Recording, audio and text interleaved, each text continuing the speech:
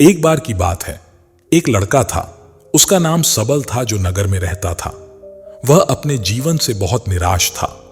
उसकी निराशा का कारण यह था कि वह अब तक अपने जीवन में कुछ नहीं कर रहा था। उसके माता पिता उसे ताने मारते थे कि उसके सभी मित्र कुछ न कुछ कर रहे हैं, लेकिन वो अभी भी घर पर बैठा है।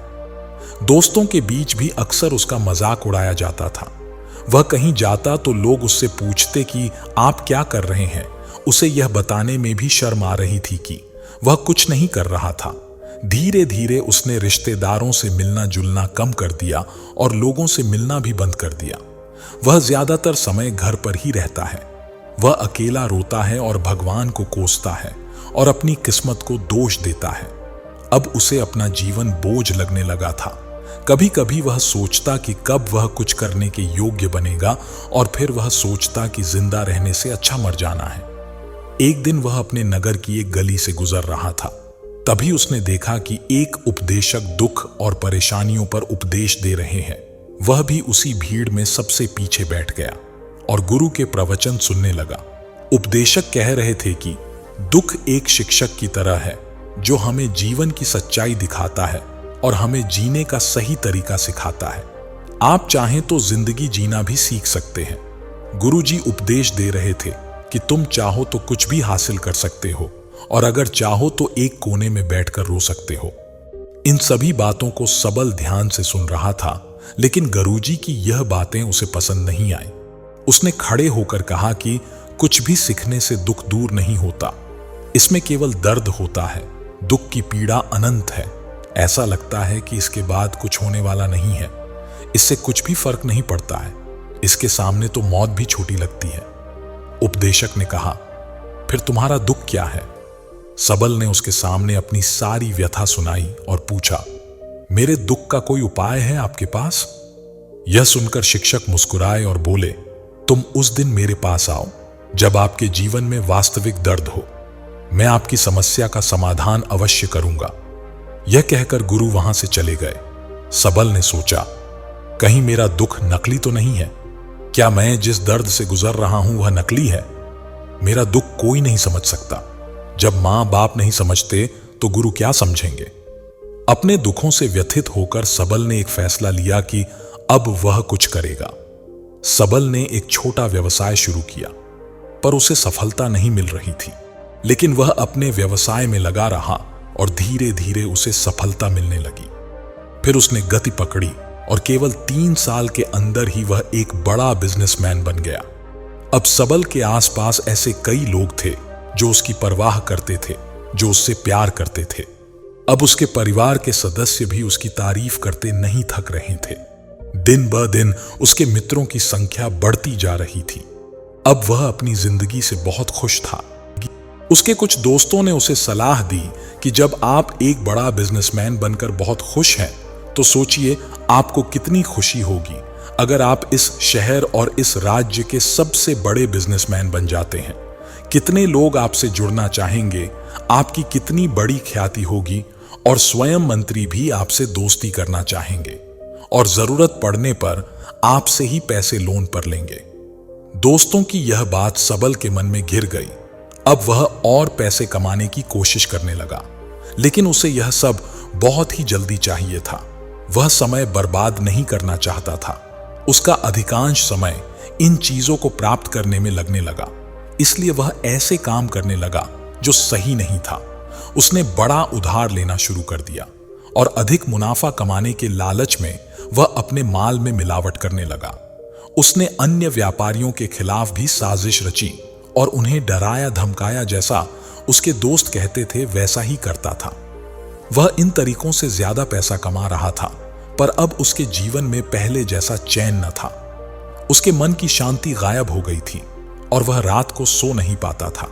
वह हंगामे में रहता था। वह सब कुछ पाकर भी उसे किसी चीज में सुख नहीं मिल रहा था।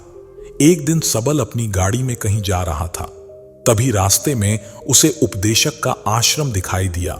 वह रुका और गुरु के पास जाकर बोला, संत, आपने मुझे अपने पास आने के लिए कहा था जब मेरे जीवन में सच्चा दुख आता है। अब मैं बहुत दुखी हूं। मेरी नींद हराम हो गई है। मुझे कहीं भी शांति नहीं मिल रही है।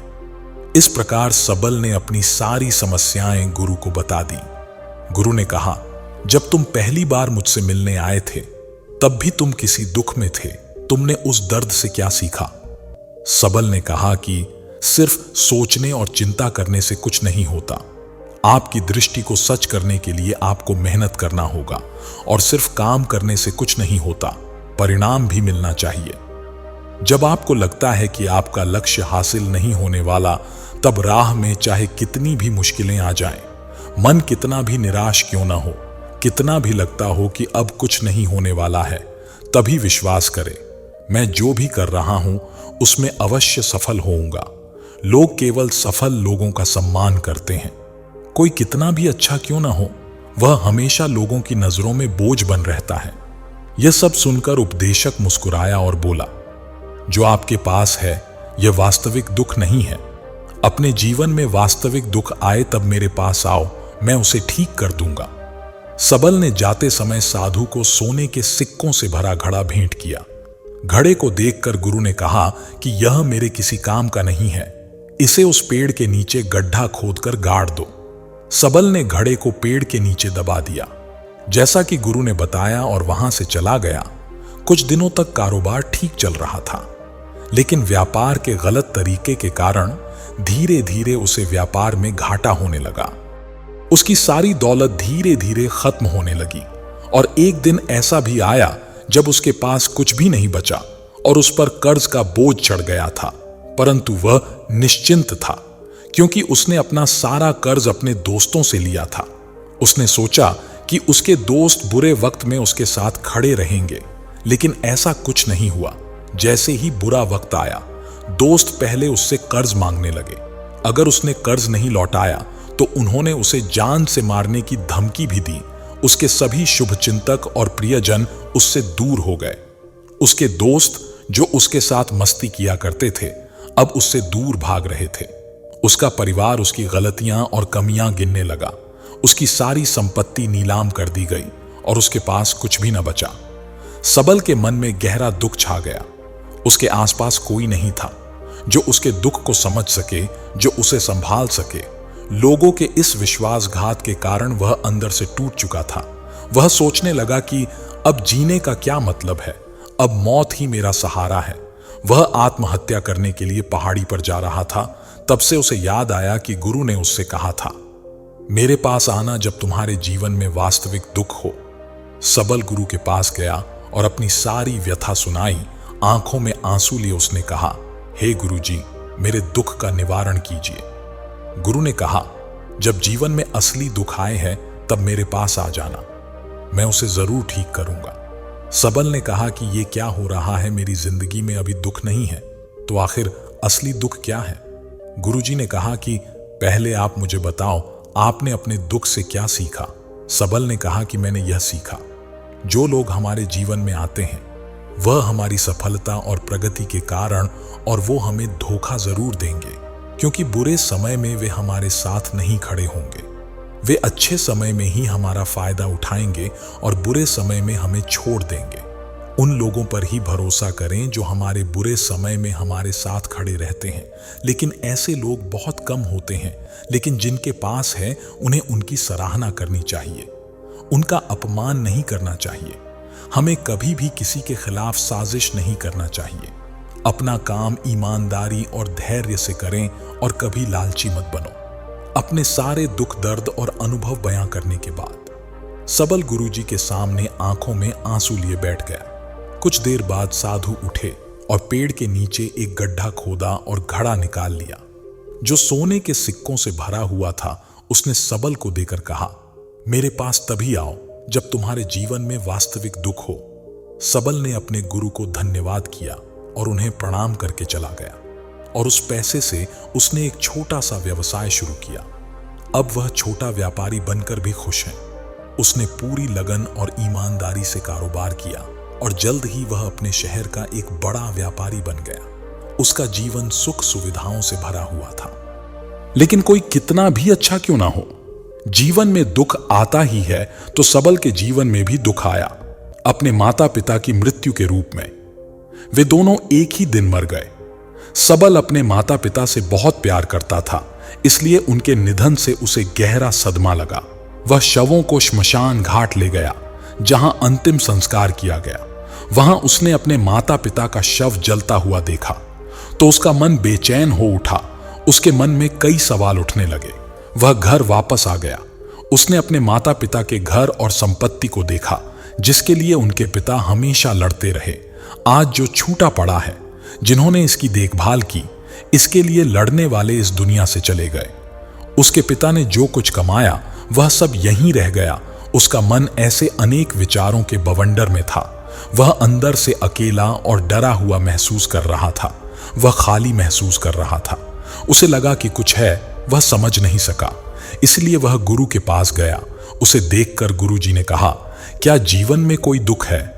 सबल ने कहा, वैसे तो जीवन में कोई दुख नहीं है, सब कुछ अच्छा चल रहा है, लेकिन आज मेरे माता पिता का देहांत हो गया है। मैं इस घटना से बेहद दुखी और परेशान हूं। गुरुजी ने कहा, इसमें दुखी होने की क्या बात है? एक दिन सबके अपनों को मरना है। कोई न कभी जिया है और न कभी रहेगा। एक दिन तुझे भी मरना है।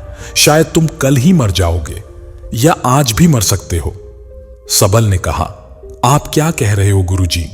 मैं भी मर जाऊंगा, लेकिन मैं तो अभी जवान हूं। गुरु ने कहा कि सब जी रहे हैं इस भ्रम में कि मृत्यु केवल दूसरों को आती है, बड़ों के पास ही आती है। लेकिन जवान भी मरते और बूढ़े भी मर जाते हैं। मौत का उम्र से कोई लेना देना नहीं है। यह सभी को प्रभावित करता है। गुरुजी जी की ये बातें सबल के मन में घर कर गईं और वह चुपचाप चला गया। लेकिन उसका मन अभी भी बेचैन था। वह खाली महसूस कर रहा था। वह सारा दिन अपने बारे में ही सोचता रहा कि वह कौन है, वह इस दुनिया में क्यों आया है और क्या जीवन का लक्ष्य केवल चीजों को खाना और मरना है। ऐसे कई सवाल उसके दिमाग में लगातार उठ रहे थे, लेकिन उसे अपने किसी भी सवाल का जवाब नहीं मिल रहा था और उसका दुख दिन ब दिन बढ़ता ही जा रहा था। इसलिए कुछ दिन बाद वह फिर से गुरुजी के पास पहुंचा और बोला, हे स्वामी, मैं बहुत दुखी हूं क्योंकि मैं यह नहीं जान पा रहा हूं कि मैं कौन हूं और मैं इस दुनिया में क्यों आया हूं। यह सुनकर गुरुजी मुस्कुराए और बोले, आज आपके जीवन में पहली बार सच्चा दुख उत्पन्न हो गया है। यह वास्तव में दुख कहलाने के लायक है। हम नहीं जानते कि हम कौन हैं, हम क्यों आए हैं और क्या करें, कैसे करें। सबल ने अपने गुरु से कहा कि उसकी दुर्दशा दूर करो। गुरु ने कहा कि हम सभी इंसान हैं, जीवन भर संग्रह करते रहते हैं। सबल ने कहा कि सभी इंसान जीवन भर धन, सम्मान, परिवार, प्रतिष्ठा, मित्र, शत्रु आदि जमा करता है। गुरु ने पूछा, क्या हम एकत्रित की गई चीजों में से कुछ भी अपने साथ ले जा सकते हैं? सबल ने कहा, कोई भी इंसान अपने साथ कुछ भी नहीं ले जा सकता, वह सिर्फ अकेला ही जाता है। मेरे माता पिता भी अपने साथ कुछ भी नहीं लेकर गए। सब कुछ धन, संपत्ति, वैभव, सब कुछ यहां पर छोड़ कर गए। गुरुजी ने कहा, अब मेरी बात ध्यान से सुनो। इस संसार में हमें जो संग्रह करना चाहिए वह हम नहीं करते। चीजें हमारे सामने होती हैं, लेकिन हम उन्हें देखने की कोशिश नहीं करते। हमें इस दुनिया में जो कुछ भी इकट्ठा करना है वह हम खुद हैं। हमें खुद को जुटाना होगा ताकि जब हम मरें तो हम एकजुट हो। हम अंदर बंटे हुए हैं। हम प्यार, नफरत, गुस्सा, ईर्ष्या में बंटे हुए हैं। क्रूरता, धन, स्थिति, प्रतिष्ठा, सम्मान, पहचान, धर्म, जाति, सैकड़ों हजारों ऐसी चीजों और इच्छाओं में हम विभाजित हैं और टुकड़ों में जीवन जी रहे हैं। इस विभाजन के कारण हमारी चेतना कभी एक नहीं हो सकती। हमारी चेतना शक्ति बिखरी हुई है। इसलिए हमारे पास इतना समय नहीं है, इतनी ऊर्जा नहीं कि हम मुड़कर अपने भीतर देख सके। वास्तव में धन, सम्मान और सुविधाओं का अभाव, लोग इसे दुख समझते हैं और समाधान खोजने का प्रयास करते रहते हैं। उन्हें अपना समाधान कभी नहीं मिलेगा, क्योंकि जिसे लोग दुख कहते हैं वह वास्तविक दुख नहीं है। यह सिर्फ एक आदमी की इच्छा है। उसकी इच्छा कभी पूरी नहीं होती। इसीलिए व्यक्ति को कभी उनके प्रश्नों का समाधान नहीं मिलता। इसलिए इन सब से परे यदि आप अपने दुखों का अंतिम समाधान चाहते हैं तो सबसे पहले खुद को समेटो। इस दुनिया से अपनी ऊर्जा वापस ले लो और इकट्ठा करो। अपने आप पर ध्यान केंद्रित करो। स्वयं पर ध्यान दो। अपने मृत्यु से पहले अपने आप को जानने की कोशिश करो, बिखरो मत। फिर सबल ने कहा, तो गुरुजी, क्या हम इस संसार को छोड़ दें? हमारी सभी इच्छाओं को मार देना चाहिए, किसी से प्रेम नहीं करना चाहिए, धन संग्रह नहीं करना चाहिए, सम्मान की आशा छोड़ देनी चाहिए। गुरुजी ने कहा कि भावनाओं और इच्छाओं से बिखरे हुए मनुष्य में से निकल आओ। जैसे कोई पत्थर पहाड़ से गिरे और जिस पर पर्वत का कोई वश नहीं है सिवाय देखने के, परेशान होने के और कुछ खोने से, वैसे ही बिखरे हुए मनुष्य की इच्छाएं बेकाबू और दर्दनाक हैं। उसका अनियंत्रित मन इच्छा करता रहता है और कल्पना करता रहता है और यह दुख देता है। लेकिन जब एक व्यक्ति अपने मन को एकत्र करता है तो वह जो कुछ भी करता है वह उसके नियंत्रण में होता है। फिर उसकी इच्छा से इच्छाएं भी उत्पन्न होती हैं। सबल ने कहा कि आपने मेरे असली दुख का समाधान कर दिया। आपका बहुत बहुत धन्यवाद। अब से मैं खुद को समेटने, खुद को तराशने की कोशिश करूंगा। गुरुजी ने कहा कि मानव शरीर में बहुत ऊर्जा और शक्ति है, लेकिन यह फालतू के कामों में भंटा हुआ है, बेकार की बातों में लगा हुआ है। यह एक बहुत ही शक्तिशाली मशीन की तरह है। एक बच्चे के हाथ में रखा जा रहा है और वह बिना सोचे समझे अपनी शक्ति बर्बाद कर रहा है, बिना किसी नियंत्रण के। इसलिए इस शक्ति पर ध्यान दें, अपनी चेतना को इकट्ठा करें। सबल को अपने प्रश्नों का उत्तर मिल गया। उसने अपने गुरु का धन्यवाद किया और चला गया। तो दोस्तों, आज की यह कहानी आपको कैसी लगी और आपको इस कहानी से और क्या-क्या सीखने को मिला, ये नीचे कमेंट बॉक्स में कमेंट करके जरूर बताएं। साथ ही अगर आपको यह कहानी पसंद आई होगी और आपके लिए उपयोगी साबित हुई होगी तो इसे अपने परिवार और दोस्तों के साथ अवश्य शेयर कीजिए, ताकि और लोगों को भी यह कहानी सुनने को मिल सके। दोस्तों, आज के इस वीडियो में सिर्फ इतना ही। दोस्तों, हम आपसे फिर मिलेंगे ऐसे ही एक लाइफ चेंजिंग वीडियो के साथ। तब तक के लिए आप जहां भी रहिए खुश रहिए और खुशियां बांटते रहिए।